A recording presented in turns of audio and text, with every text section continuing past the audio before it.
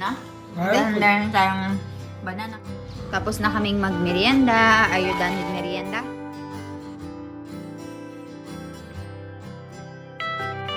It's not there. Yes, stay. Finally, we ended up going here. So, we're paying now and we'll try to cut his hair.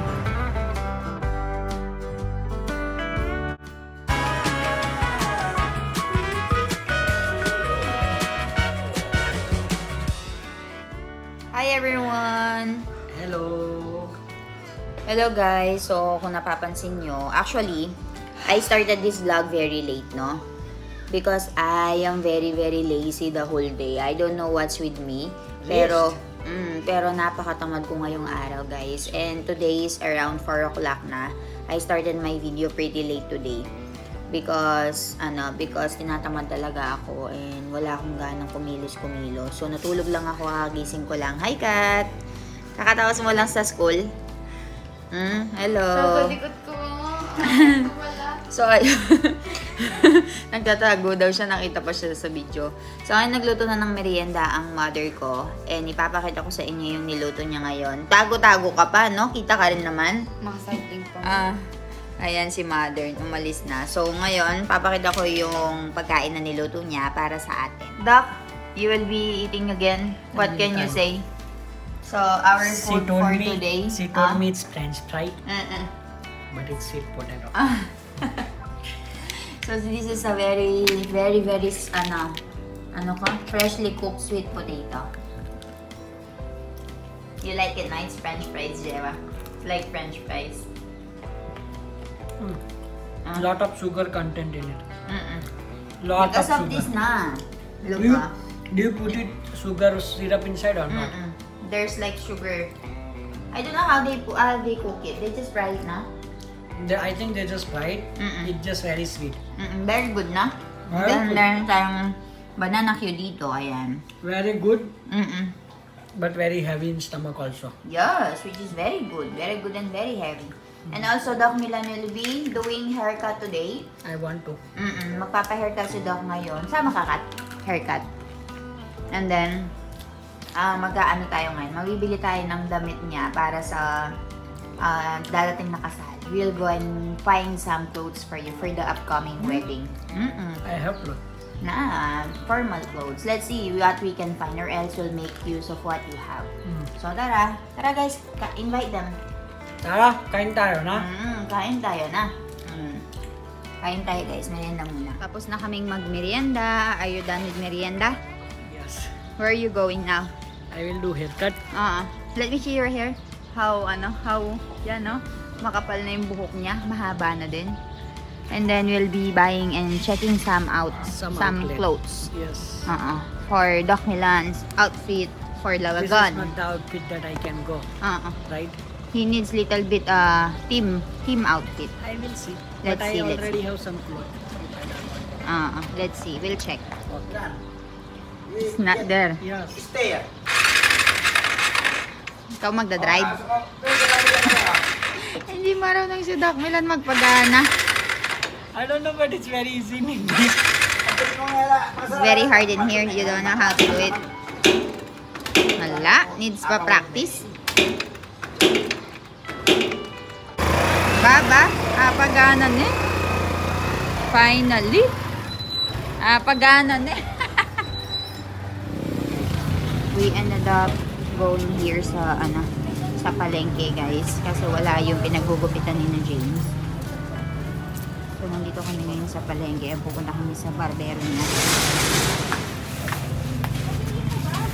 So nandito na kami sa bilihan namin ng damit. Binilhan lang namin ng trousers si Milan. Actually nagsusukat siya ngayon kasi kailangan na namin ng damit niya for the upcoming wedding and hindi kami nakapagdala ng damit from India. So, ayan, nandito kami sa store na to ngayon. And, pamimili ko siya ng damit na akma dun sa mismong team ng event. I think the team is color pink na may golden na, James, yung team ng event, no? So, hanap natin siya ng shirt. Wala kayong mga shirt eh. Ayun, nakabili na kami, guys. Bumili lang kami ng ganito. And bumili lang kami nitong, ang tawag dito, trouser. So, ayan, ate is helping us. Hi, ate. And kuya. Thank you, kuya, for helping us. Let's go. We'll be paying now and we'll try to cut his hair. Good morning, everyone. So, kakagising ko lang and time na pala for lunch. So, ngayong araw, ako lang mag-isa dito sa bahay kasi pumasok yung mga kapatid ko. And si Doc Milan umalis din ngayon kasi nagbumili sila ng mga stocks. Grabe. Sobrang lakas ng online selling. Pero wala kaming oras kasi nga pumapasok na yung mga kapatid ko. So, nag-hire na talaga kami ng regular workers. Nasuswelduhan namin monthly. So, sumama din si Doc Milan dun sa pamimili and sa pagpunta sa mga supplier, pag-contact sa mga suppliers. So, kaninang alas 2 sila ng madaling araw umalis dito. And, syempre, paalis sila. So, inasikaso ko yung mga dadalhin ng mga budget, yung mga pagkain nila na babaunin, mga tinapay, ganun. So, sinulit ko yung tulog ko hanggang siguro mga 11:30 na ngayon or 11, mga past 11, ganyan. So, iniisip ko anong kakainin ko ngayon. Wala masyadong ganap ngayong araw, guys, eh. Hindi rin ako magluluto. Day off ko sa pagluluto ng pagkain. So, nagluto na daw yung mga tao dito. So, meron na kaming pagkain. So, hindi ko naiisipin. And magpapahinga lang ang buntis ngayon, guys. Ewan ko ba, lately, hindi ko alam kasi tapos na ako sa first trimester, eh. So, nung first trimester ko, hindi ko naman naramdaman na parang inaantok ako lagi. Hindi ko naman naramdaman na parang tinatamad ako. Pero this time, pagkatapos ng first trimester, dito ako masyadong pagod. Parang feeling ko pagod ako. Feeling ko gusto ko lang matulog. So, ngayon natutulog na ako ng hapon. And maaga na rin ako natutulog ng gabi ngayon. Tapos, sinusulat ko talaga yung pagising ko hanggang minsan 9, minsan 10. Madalas, late talaga ako magising kasi sinusulat ko na talaga yung bakasyon ko. Maraming nanuway kasi sa akin, tsaka kayo, mga subscribers and followers, sinuway nyo ako na wag magpuyat para sa baby. So, ayun, sinunod ko po yung mga payo nyo, and hindi na po ako nagpupuyat ngayon, and inaalagaan na talaga namin yung baby. Tapos, nag-hire na kami ng workers para sa business na ginagawa namin dito. So, kakain muna ako, guys, magpapahinga, maliligo. Tapos, tingnan natin kung matutulog ako ulit or makakapag-upload ako today kasi sobrang tamad na tamad ako. So, if hindi ako makapag-upload today, isasama ko na lang itong clip na to sa next day. So, ayan. Balitaan ko kayo, guys, sa mga ganap dito. Pero for now, mag-aasikaso muna ako dito. Magwawalis ako ng kaunti para magkaroon ako ng kaunting exercise. And then, kakain na. Tapos maliligo. So, I'll see you later, guys. So, hi guys. Nakaligo na nga ako and nakakain na rin. So, ang napakasarap ng ulam namin ngayon. Nagluto sila ng pritong isda. Pagkatapos, anong tawag doon? Tinurchas. Sa mga Kapampangan, nagturchas sila ng tilapia, ganon. So, I've been receiving a lot of questions. And naku-curious sila kung hindi na nga daw magdo-doctor si Doc Milan kasi nakikita nila na nagnegosyo nga kami dito sa Philippines. So, I wanted to answer that question kasi nakakatawa. First of all po, sa mga taong nagtatanong kung doctor nga ba talaga si Doc Milan, kasi Doc Milan yung tawag ko sa kanya. Opo, doctor po talaga siya para sa mga bagong nanonood ng mga vlogs natin.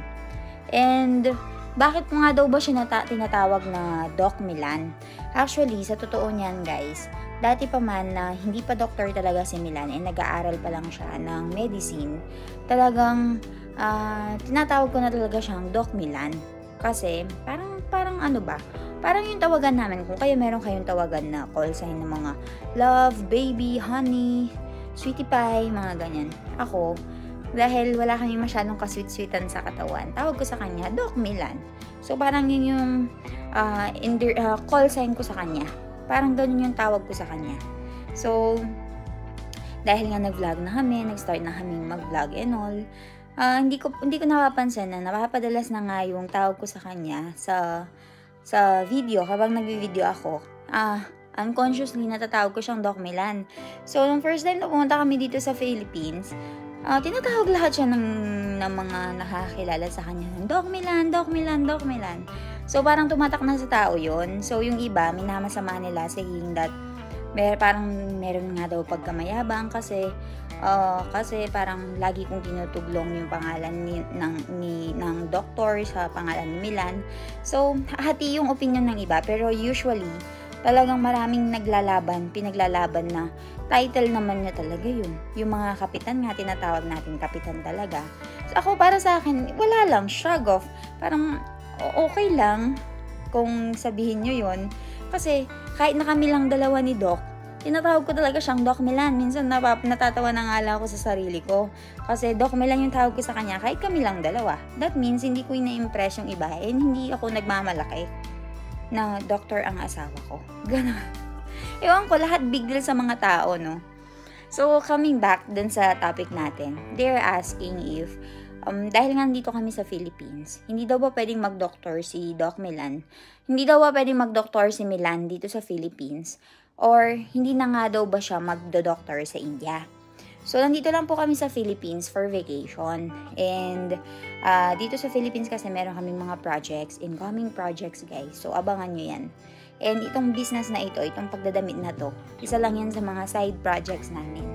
So, meron talaga kaming plano before pa ako mabuntis. Actually, aamin na ako. Sa totoo niyan, before talaga kami umuwi dito sa Philippines na mabuntis ako, meron na talaga kaming planong umuwi ng March, buntis o hindi. Kasi meron nga kaming mga incoming projects na gagawin dito sa Philippines na pinag-ipunan talaga namin ng napakatagal and talagang inisip namin ng napakatagal. So, in the next few days, papakita namin sa inyo and i-disclose na talaga namin. So, magtatrabaho pa ba as doctor si Doc Milan? Oo naman po. Pag uwi namin sa India, magtatrabaho po si Milan ulit sa hospital and tingnan natin kung ano yung mangyayari further. Kung mag-aaral ba siya ulit kasi alis na kasi si Jano pupunta ng Amerika. So, meron ding pressure kay Milan na sumama kami ni Milan kay Jano na magpunta din ng Amerika and mag-aral din si Milan doon for further studies sa Amerika. Pero, mas bet namin ni Milan na magstay sa India or magstay sa Philippines if papayagan kami. Pero, sa kasamaang palad, parang oppose sila sa pagstay dito sa Philippines. So, hindi pa namin talaga sure kung ano yung plano. Pero talagang sobrang pamimilit nila kay Milan na sumama nga kay Jano na pumunta ng Amerika para nga mag-aral doon. And ako guys, I'm an accountant kasi. So, meron akong pinag-aralan and pwede akong makakuha ng trabaho sa Amerika or pwede ulit ako mag-aral doon. Depende kung mapagdesisyonan namin na mag-migrate na talaga sa Amerika. Pero nakakapagtrabaho na kasi ako sa Amerika dati. Nakapunta na ako last 2019 sa Amerika and nakita ko yung buhay doon. So, personally speaking, mahirap talaga ang buhay sa Amerika. Lalo na kung hindi ganun kataas yung sweldo mo. And talagang work lang halos yung mga tao. Ewan ko po sa ibang mga American citizens dyan and sa mga Pero personally speaking po, sobrang nahirapan ako nung nagpunta ako ng Amerika. Sobrang trabaho lahat. And gusto namin yung quality of life sa India. Kasi since nakakaluwag-luwag naman po kami sa India and meron naman mga farms yung asawa ko, so medyo madali ang buhay, nakakagala kami, nakakain namin ang gusto namin, and okay naman yung source of income namin. So, kinoconsider namin yung pagsistay sa India or Philippines. Pero magtatrabaho pa rin si Doc Milan as doctor sa India.